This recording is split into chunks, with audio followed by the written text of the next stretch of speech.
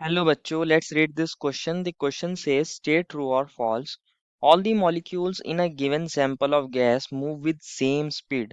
बच्चों इस क्वेश्चन में एक स्टेटमेंट दी है और हमें बताना है कि क्या ये स्टेटमेंट करेक्ट है, ट्रू है या फिर फॉल्स है। तो फर्स्ट ऑफ ऑल बात करते हैं इस क्वेश्चन में हमारे की कंसेप्ट के बारे में। और की कंसेप्ट क्या होगा बच्चों, हमारे पास करेक्टरिस्टिक ऑफ गैस। अगर हम बात करें हमारे पास गैसेस की कुछ करेक्टरिस्टिक्स होती हैं, उसी में से हमारी एक करेक्टरिस्टिक हमें यहाँ से समझनी है। तो कैरेक्टरिस्टिक ऑफ गैस। बच्चों हमारे पास अगर हम गैस की बात करें तो गैस के अंदर बच्चों ना उसकी डेफिनेट शेप होती है ना वॉल्यूम होती है। हमारे पास जिस भी सिलेंडर के अंदर या जिस भी शेप के अंदर हम गैस को रखते हैं उसकी शेप ऑक्यूपाई कर लेते हैं। अगर हम यहाँ गैस मॉलिक्यूल्स की बात करते हैं, अगर हम स्पेसिफिकली गैस मॉलिक्यूल की बात करते हैं तो समझते हैं। बच्चों अगर हम बात करें हमारे गैस मॉलिक्यूल्स की, मान लीजिए एक कंटेनर है, ये एक कंटेनर है और इसके अंदर बच्चों ये अलग अलग गैस के मॉलिक्यूल्स है। ये क्या कर रहे होते हैं, इनके बीच में बच्चों हमारे पास थर्मल एनर्जी ज़्यादा होती है इनकी as compare to solids and liquids. इनके बीच में इंटरमॉलिक्यूलर फोर्सेस भी कैसी होती हैं, वीक होती हैं, तो रैंडम मोशन में रहते हैं। जो गैस मॉलिक्यूल्स हैं वो क्या करते हैं, रैंडम मोशन करते हैं। जब ये रैंडम मोशन करते हैं तो अलग अलग डायरेक्शन में मूव कर रहे होंगे। कोई कहीं मूव कर रहा होगा, कोई कहीं मूव कर रहा होगा। तो ये हमारे क्या करते हैं, वॉल से भी टकराते हैं। तो ये अलग अलग स्पीड से मूव करते हैं। मान लीजिए पार्टिकल यहाँ मूव कर रहा है, ये यहाँ कर रहा है, एक पार्टिकल यहाँ मूव कर रहा है। इसी तरह ये अलग अलग डायरेक्शन में बिल्कुल रैंडमली हमारे पास क्या कर रहे हैं, बिल्कुल रैंडम मोशन करते हैं। हमारे पास कोई पार्टिकल का डायरेक्शन एक है, कोई भी उस डायरेक्शन में भी हमारा मूव कर सकता है, कोई अपोजिट डायरेक्शन में मूव कर रहा होता है। तो ये रैंडम मोशन करते हैं। तो इन सब की जो वेलोसिटीज होती हैं डिफरेंट होती हैं। इन सब की वेलोसिटीज जरूरी नहीं सेम हो, दे may be same or they may be different. All gas molecules may or may not possess same speed. मतलब इनकी स्पीड सेम हो भी सकती है, सेम स्पीड हो भी सकती है, और इनकी स्पीड डिफरेंट भी हो सकती है। दोनों स्पीड पॉसिबल हैं। सेम स्पीड भी हो सकती है यहाँ कुछ मॉलिक्यूल्स की, और कुछ मॉलिक्यूल्स की डिफरेंट स्पीड भी होती है।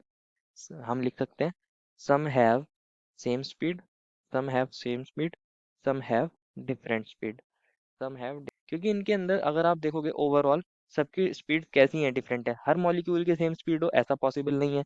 तो इसलिए हम यहाँ अलग अलग क्या पढ़ते हैं, अलग अलग टाइप्स की स्पीड पढ़ते हैं। बच्चों हम यहाँ फर्स्ट पढ़ते हैं एवरेज स्पीड। हम यहाँ पढ़ते हैं एवरेज स्पीड। दूसरी स्पीड जो हम यहाँ पढ़ते हैं वो होती है हमारे पास root mean square speed, root mean square speed, root mean square speed. And third होती है हमारे पास बच्चों यहाँ पे most probable speed, most probable speed, most probable. तो ये तीन तरह की हम यहाँ स्पीड को पढ़ते हैं। अगर एक जैसी स्पीड होती तो सिंपली हम सिंगल स्पीड को पढ़ लेते, एक ही मॉलिक्यूल की स्पीड से बता देते कि हमारे पास पूरी गैस के जो हमारी मूव कर रही है वो किस स्पीड से मूव कर रही है। लेकिन यहाँ अलग अलग मॉलिक्यूल्स की अलग अलग स्पीड्स होती हैं, इसलिए हम यहाँ अलग अलग टाइप की स्पीड्स को पढ़ते हैं। अगर एवरेज स्पीड की बात करें तो सिंपली क्या होता है, अलग अलग मॉलिक्यूल्स की स्पीड्स का एवरेज होता है। और इसको हम डिनोट कर सकते हैं, वी एवरेज लिख सकते हैं यहाँ, वी एवरेज, ए वी मतलब एवरेज है। और ये किसके इक्वल होगा, मान लीजिए एक स्पीड एक पार्टिकल की वी वन है, दूसरे की वी टू है। तो ये हमारे पास मान लीजिए एन पार्टिकल है, और nth पार्टिकल की जो स्पीड है वो वी एन है। तो हमारे पास इन सब का एवरेज हो जाएगा V one plus V two. हम यहाँ पे इनका मीन ले लेंगे या एवरेज कर लेंगे और डिवाइड कर देंगे एन से। तो हमारे पास क्या आ जाएगा, वी एवरेज आ जाएगा। अगर हम वी आर एम एस की बात करें, रूट मीन स्क्वायर स्पीड की, तो इसको डिनोट करते हैं बच्चों हम किससे, वी आर एम एस से। V R M S, R M S.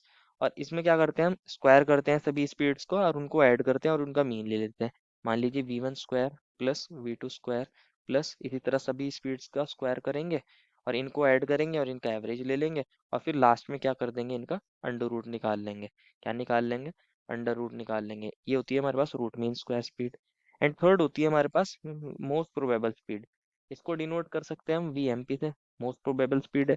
तो ये क्या होती है, speed possessed by maximum particles, speed possessed by maximum particle.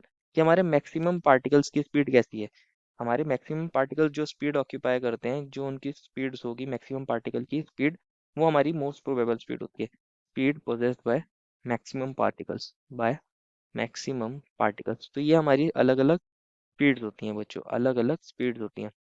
Maximum particles या मॉलिक्यूल्स भी हो सकते हैं। तो अगर सेम स्पीड होती तो हमें ये तीन तीन स्पीड पढ़ने की जरूरत ही ना होती, हम सिंपली एक को पढ़ लेते। लेकिन यहाँ सभी गैस मॉलिक्यूल्स की क्या होती है, डिफरेंट स्पीड्स होती हैं, अलग अलग डायरेक्शन में मूव कर रहे होते हैं, रैंडम मोशन कर रहे होते हैं। कोई वॉल से टकरा रहा है, कोई कॉलिजन कर रहा है, तो अलग अलग मॉलिक्यूल की स्पीड क्या होती है, वेरी करती रहती है। तो यहाँ सेम स्पीड नहीं होती, तो हमारी जो स्टेटमेंट है वो फॉल्स हो जाएगी। Therefore, final answer is the given statement is false. I hope you understood it well and best of luck.